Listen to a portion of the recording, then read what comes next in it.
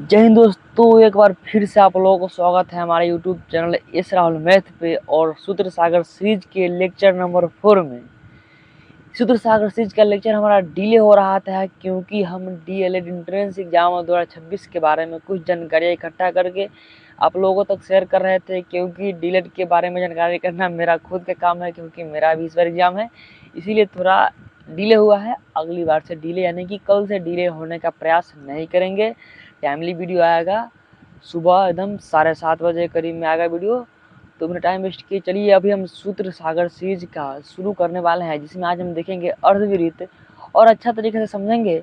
आप लोग इंट्रोडक्शन से ही भाग जाते हैं, यहाँ से नहीं भागना है, वीडियो को पूरा करना है।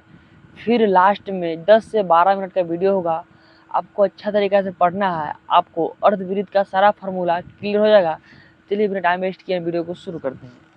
तो अभी हम देखने वाले हैं अर्धवृत्त। आखिरकार हम अर्धवृत्त किसे बोलेंगे, अर्धवृत्त हम बोलेंगे किसे। आपको ये थोड़ा अच्छा से नहीं दिख रहा होगा, ये दिखने से कोई मतलब नहीं है, हमको कंसेप्ट समझने से मतलब है, ठीक है। तो हमें पढ़ना है अर्धवृत्त। अर्धवृत्त सुनने में ही लगता है आधा वृत्त। अर्धवृत्त मतलब आधा वृत्त, वृत्त का आधा, वृत्त का आधा कर देंगे अर्धवृत्त कहा जाएगा। जैसे एक रोटी है, रोटी को आधा कर देंगे यानी कि आधा रोटी। जब पूरा पेट भर रहा था तो बोलते हैं मम्मी आधा रोटी देना, उसको अर्धवृत्त बोलेंगे। क्या बोलेंगे? अर्धवृत्त बोलेंगे। तो वृत्त हमारा होता है, देखिए वृत्त हमारा होता है ऐसे, वृत्त हमारा होता है गोल।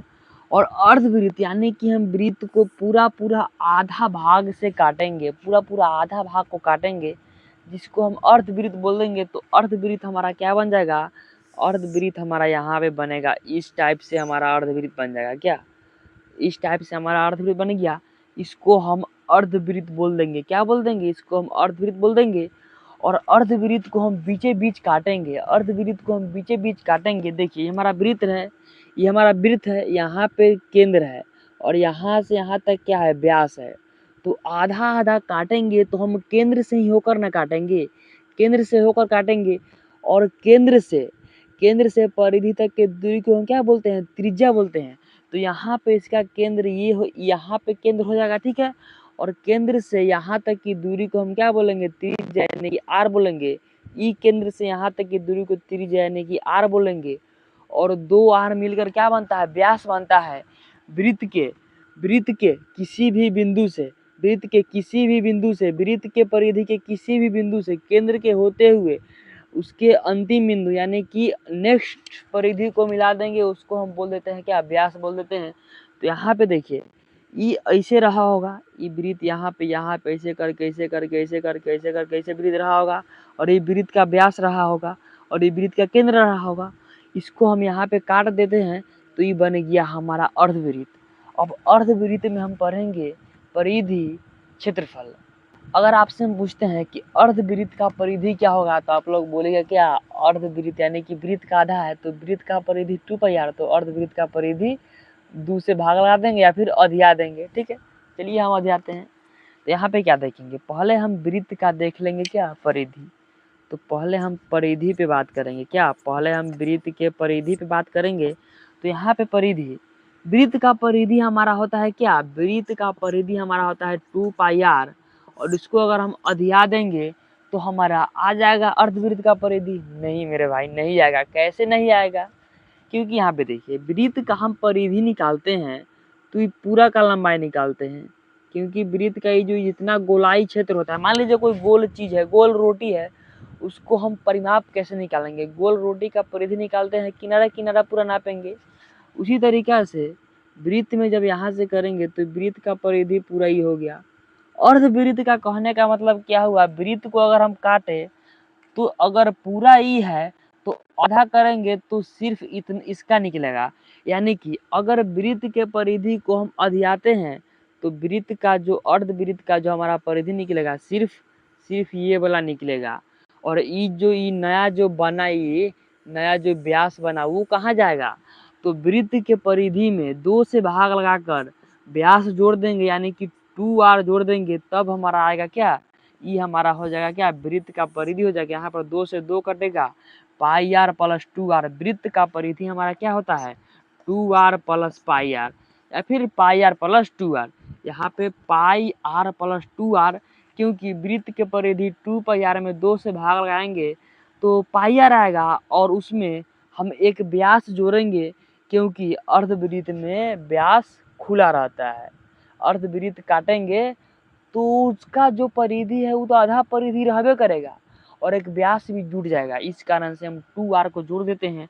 r हम इसीलिए लिखे हैं ताकि आपको वृत्त का परिधि का फार्मूला बनाने में आसानी होगा। देखिए यहाँ पे एगो आर यह है, एगो आर यह है, 2r को हम कॉमन लेंगे, सॉरी r को हम कॉमन लेंगे तो यहाँ पे क्या हो जाएगा 2 प्लस पाई। तो वृत्त का परिधि का जो हमारा फार्मूला बन जाएगा r इंटू 2 प्लस पाई या फिर r इंटू पाई प्लस 2, क्योंकि अगर इसको हम प्रूफ करेंगे तो ये भी आ जाएगा। देखिए 2 में r से गुना करेंगे 2r प्लस है तो प्लस, पाई में r से गुना करेंगे तो पाई r।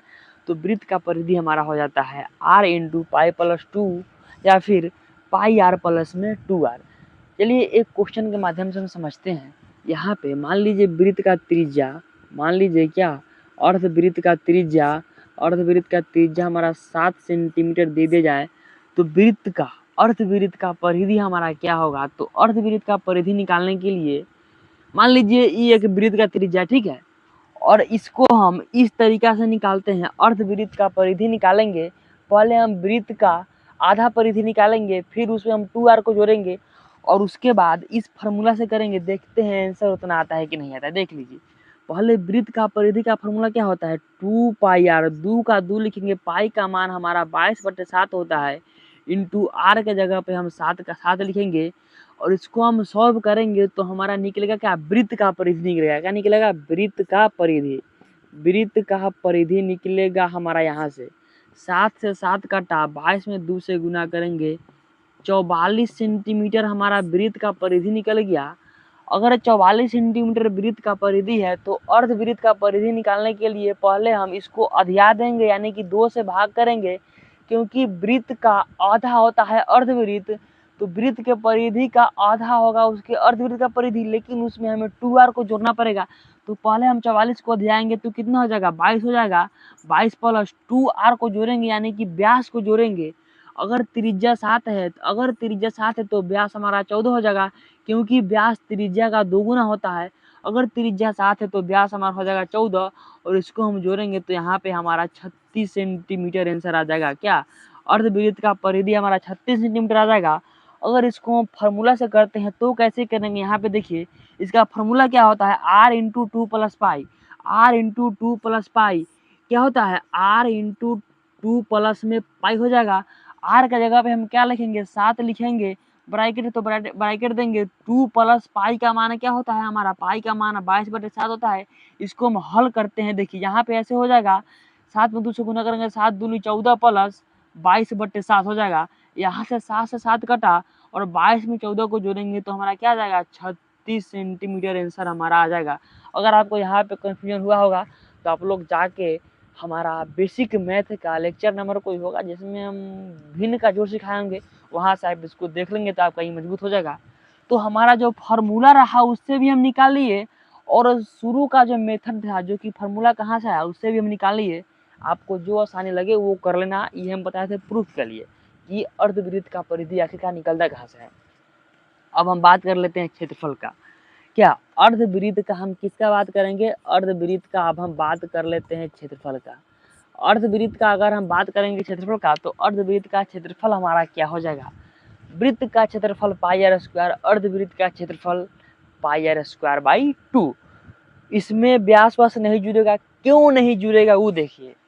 वृत्त का क्षेत्रफल कहने का मतलब ही कोई वृत्त है इसको पूरा भाग को हमें रंग देना है, या फिर रोटी है तो रोटी पूरा भाग कितना है, रोटी का पूरा क्षेत्रफल कितना है, रोटी पूरा कितना क्षेत्र घेर सकता है, रोटी पूरा कितना क्षेत्र घेरेगा।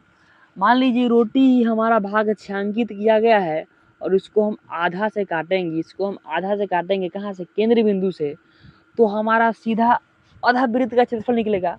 अगर मान लीजिए ई है हमारा पास, मान लीजिए यहाँ पास मेरे पास ई है, इसको हम अभी नहीं काटे हैं तो पूरा क्षेत्र कितना घेरेगा, इतना घेर लिया, इसको हम काट देंगे तो इतना क्षेत्र घेरेगा। इसमें कोई बढ़ घट नहीं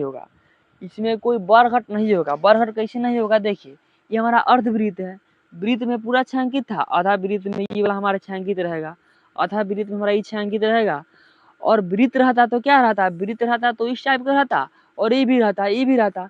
इसका मतलब क्या है, अगर पूरा वृत्त का परिधि पाई आर स्क्वायर है तो आधा वृत्त का परिधि हमारा क्या हो जाएगा, पाई आर स्क्वायर बाई 2। क्या हो जाएगा, पाई आर स्क्वायर बाई 2।